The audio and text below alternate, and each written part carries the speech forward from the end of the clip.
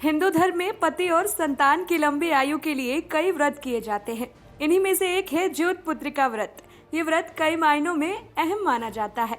हर साल आश्विन माह के कृष्ण पक्ष की अष्टमी तिथि को जीवित पुत्रिका व्रत रखा जाता है। इस व्रत को जीवित पुत्रिका व्रत के अलावा जीवित पुत्रिका, जितिया, ज्योतिया और ज्योतिया व्रत के नाम से भी जाना जाता है। इस साल की बात करें तो इस साल जीवित पुत्रिका व्रत 18 सितंबर 2022 को रखा जाएगा। माँ ये उपवास बेटे के लिए रखती है। बच्चों की लंबी उम्र होने और उनकी सुख शांति के लिए ये व्रत रखते हैं। ऐसे में आइए जानते हैं जीवित पुत्रिका व्रत के महत्व क्या है और व्रत पालन करने का सही समय क्या है। मान्यता है कि जो महिलाएं जीवित पुत्रिका व्रत को पूरे विधि विधान से रखती हैं, उनके बच्चों पर भगवान श्री कृष्ण की विशेष कृपा बरसती है।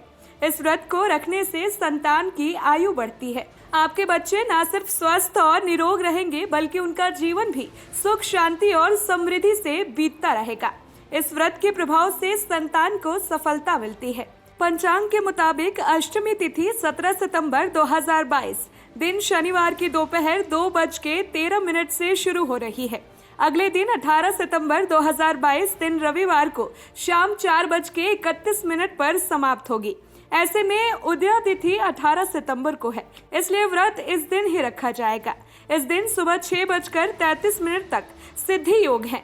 हिंदू पंचांग के मुताबिक 18 सितंबर की सुबह 11:52 से दोपहर के बाद 12:41 तक अभिजीत मुहूर्त भी है।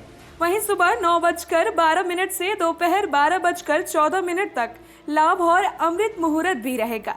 जितिया व्रत के पारण समय की बात करें तो इस व्रत का पारण 19 सितंबर दिन सोमवार को किया जाएगा। इस दिन पारण के लिए शुभ मुहूर्त सुबह 6:10 के बाद ही है, यानी आप सुबह 6:10 के बाद से इस व्रत का पारण कर सकते हैं। तो आइए आप जानते हैं कि इस व्रत में ध्यान देने वाली बातें क्या क्या है। जीवित पुत्रिका व्रत एक दिन पहले से सात्विक भोजन करे, लहसुन प्याज आदि ना खाए। जीवित पुत्रिका व्रत में निर्जला और निराहार रहे। व्रत से एक दिन पूर्व ही भोजन कर ले और व्रत के दिन कुछ ना खाएं और ना ही पिए। जब तक व्रत का पारण अगले दिन सुबह पूजा के बाद ना कर ले, तब तक व्रत पूरा नहीं माना जाएगा। इस व्रत में 24 घंटे से अधिक निर्जल रहने का विधान है, अतः बीमार महिलाएं व्रत करने से बचे। बीच में व्रत टूटने से संतान को नुकसान हो सकता है। जीवित पुत्रिका व्रत की कथा सुने बिना ये व्रत पूरा नहीं माना जाता। कथा जरूर सुने, नहीं तो व्रत का फल नहीं मिलेगा। व्रत और पूजा के दौरान गंधर्व राजकुमार जीमूत वाहन की कुश से निर्मित मूर्ति का यूज जरूर बनाएं।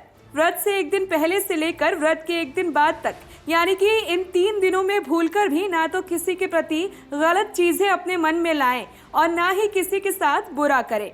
मन में अगर बुरे भाव आ रहे हैं तो बेहतर होगा खुद को भजन कीर्तन में लगाए रखें, क्योंकि दुर्भाव से रखा गया व्रत आपकी संतान के मन में नकारात्मक विचारों को बढ़ावा दे सकती है।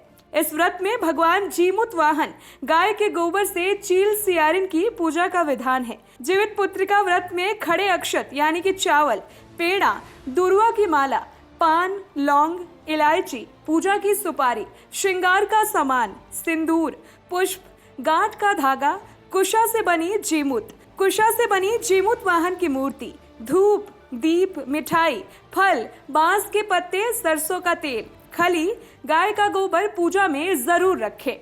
Special report, voice of Bharat.